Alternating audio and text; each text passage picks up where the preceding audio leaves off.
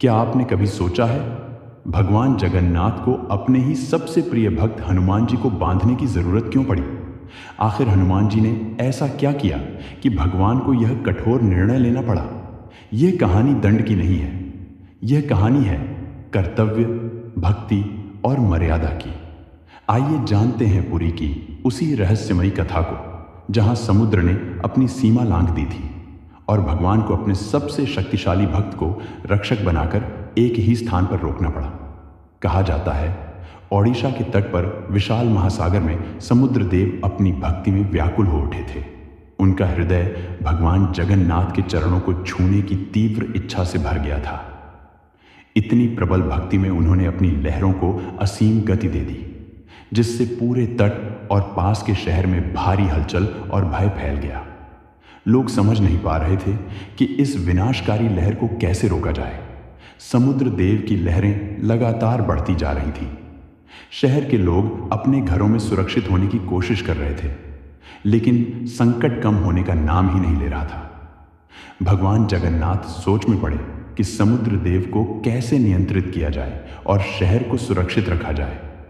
तब उन्होंने हनुमान को बुलाने का फैसला किया। जगन्नाथ जी हनुमान से बोले, हनुमान, तुम्हारी शक्ति इतनी महान है कि तुम ही समुद्र देव को नियंत्रित कर सकते हो। यदि तुम समुद्र देव को रोक दोगे तो शहर सुरक्षित रहेगा। हनुमान जगन्नाथ जी से बोले, प्रभु, आपकी आज्ञा मेरे लिए सब कुछ है। मैं तुरंत समुद्र देव के पास पहुंचकर उन्हें नियंत्रित करूंगा। हनुमान ने अपनी पूरी शक्ति और भक्ति से समुद्र देव को रोकने का प्रयास किया। उनकी दृष्टि और सामर्थ्य इतनी प्रबल थी कि समुद्र देव कुछ समय के लिए शांत हो गए। शहर के लोग राहत की सांस लेने लगे। लेकिन जब भी शहर में कहीं राम भजन या कीर्तन होता, हनुमान अपनी भक्ति में वहां पहुंच जाते। उनके जाते ही समुद्र देव फिर से सक्रिय हो जाते और शहर पर संकट मंडराने लगता। भगवान जगन्नाथ ने यह देखा और गहरी सोच में डूब गए। उन्होंने महसूस किया कि हनुमान की शक्ति इतनी प्रबल है कि कोई भी उन्हें रोक नहीं सकता। जगन्नाथ जी समुद्र देव के तट पर आए। लहरें धीरे धीरे किनारे से टकरा रही थीं। उन्होंने देखा कि हनुमान अपने प्रभु की भक्ति में लीन है। जगन्नाथ जी हनुमान से बोले, तुम्हारी भक्ति और शक्ति अद्भुत है। तुम्हारा प्रेम देखकर मैं बहुत प्रसन्न हूं। पर अब समय आ गया है कि तुम्हारी शक्ति को सही दिशा मिले। इसीलिए मैं तुम्हें बांधने वाला हूं।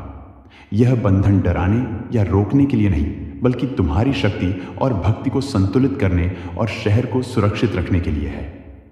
हनुमान थोड़ी देर चुप रहे, फिर उन्होंने सिर झुकाकर कहा, हनुमान जगन्नाथ जी से बोले, प्रभु, यदि आप चाहते हैं कि मैं यहीं रहूं तो मुझे यहीं रहने दीजिए।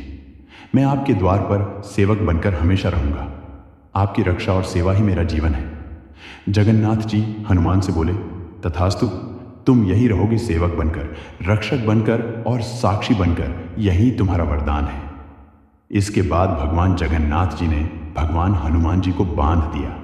यह बंधन उन्हें दंड देने के लिए नहीं था, बल्कि उन्हें एक स्थान पर स्थिर रखने के लिए किया गया था। भगवान हनुमान जी ने बिना किसी संकोच के इस बंधन को स्वीकार किया, क्योंकि उनके लिए प्रभु की आज्ञा ही सर्वोच्च धर्म थी। समुद्र देव की हल्की हल्की लहरें अब शांत होकर धीरे धीरे किनारे को स्पर्श कर रही थी। उन लहरों में अब उग्रता नहीं, बल्कि पश्चाताप और भक्ति की शांति थी। हवा में एक अद्भुत सुकून घुल गया था, मानो स्वयं प्रकृति ने महाप्रभु की मर्यादा को स्वीकार कर लिया हो। चारों ओर प्रेम, श्रद्धा और विश्वास की सुगंध लगातार बह रही थी। यही पावन स्थान आगे चलकर हनुमान मंदिर के रूप में प्रसिद्ध हुआ। यह कोई साधारण मंदिर नहीं बना, बल्कि पुरी की रक्षा का एक जीवंत प्रतीक बन गया। लोग दूर दूर से यहाँ आते, भगवान हनुमान जी के चरणों में शीश झुकाते और अनुभव करते कि यह केवल पूजा का स्थल नहीं है, यह सच्ची भक्ति, अटूट शक्ति और निस्वार्थ कर्तव्य का अद्भुत संगम है। ऐसी ही रहस्यमयी आस्था और इतिहास से जुड़ी सच्ची कथाओं के लिए हमारे चैनल को सब्सक्राइब जरूर करें, ताकि कोई भी दिव्य कथा आपसे छूट न जाए। जय जगन्नाथ।